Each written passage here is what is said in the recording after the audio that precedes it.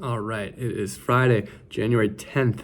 Let's jump right into it. Let's see if I can do this in 5 minutes. A lot going on this week. The big drama of the week was basically a fight between J.B. Pritzker and Brandon Johnson, the mayor. So the governor and the mayor.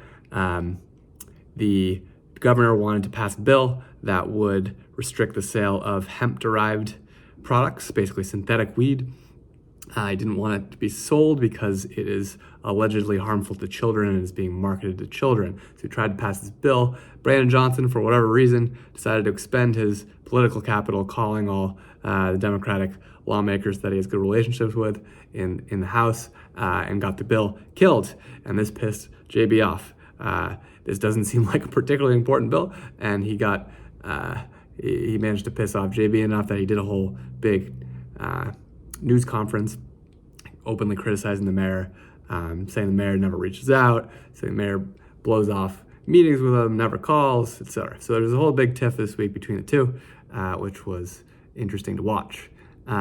Meanwhile, after all of this, aldermen in Chicago ended up, some of them started making moves to banning the sale of what JB wanted to ban anyway, so the mayor's move seems to be a bit moot anyways.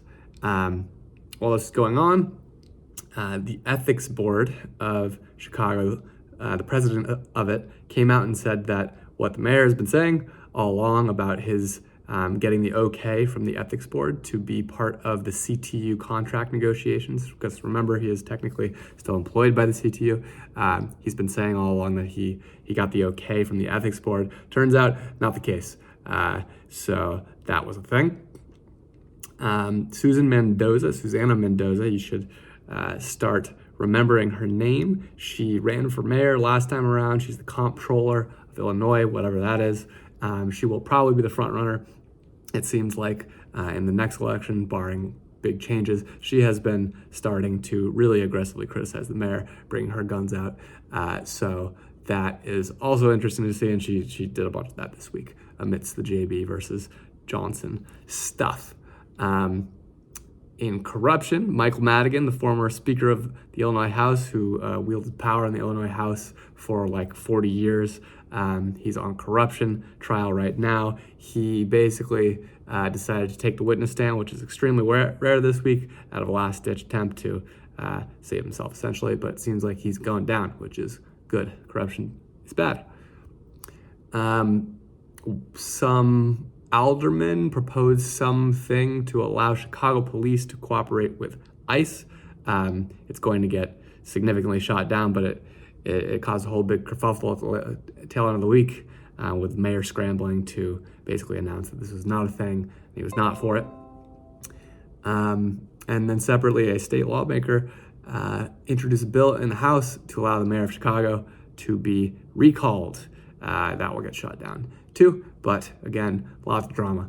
All right, moving on to the economy. There was a global traffic survey that came out this past week showing that Chicago has the worst traffic in the country, tied with New York, and only behind Istanbul in Turkey. So that's fun, and it's relevant in the economy section because this week New York just passed what's called congestion pricing, which is basically a higher fee to enter the downtown in New York if you're in a car at highly congested times of day, so at rush hour, in the morning and in the evening. The whole point is to try to decongest traffic so that fewer people will drive at those periods of time because they would have to pay a fee. It was very controversial in New York. It was delayed for a while, and then it finally went into practice, and in the first week it seems to be a resounding success. So now Chicago aldermen are talking about it here, and it seems like they may introduce something in the near future, at least to study it and potentially adopt it. So you may have to pay a fee to come into River North and the Loop, and maybe even West Loop sometime in the next couple of years. In other news, the teachers' contract negotiation, the CTU contract negotiation continues. The city and or CPS and CTU still are decently far apart. The teachers want 24%. CTU wants 24% raise over 4 years. City wants 16% raise. Hopefully they'll come closer together. Either one would make Chicago teachers, most positions, the highest paid in the country, even including New York. I think that's partly just because of the timing of the contract raises.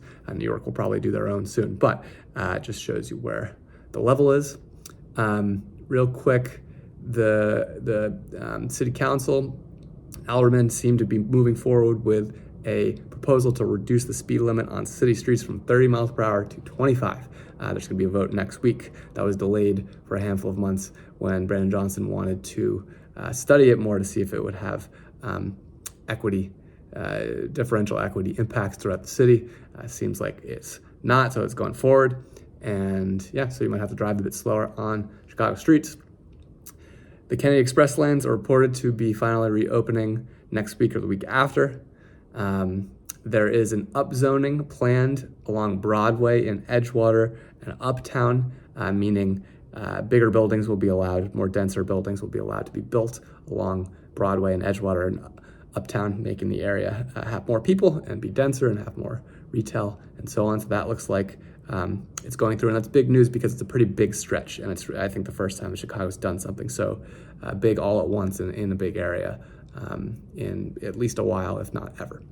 Lastly, in CTA news, Dorwell Carter has not been fired yet per the Twitter account. It came out this week that he's supposed to face the city council quarterly, basically to give a report to the city council, but he hasn't done so since last May, one of the times he missed, allegedly because he was sick and they did not reschedule. However, it seems like the funds for the Red Line South extension, so to the southern border of Chicago, appear to be locked in. They had a big press conference this week saying that they're locked in, that we fully got them. Trump can't pull them back. So hopefully that's true. And so hopefully we'll have the CTA, the L, go from the north of Chicago all the way to the south. And that is your weekly report. Over and out.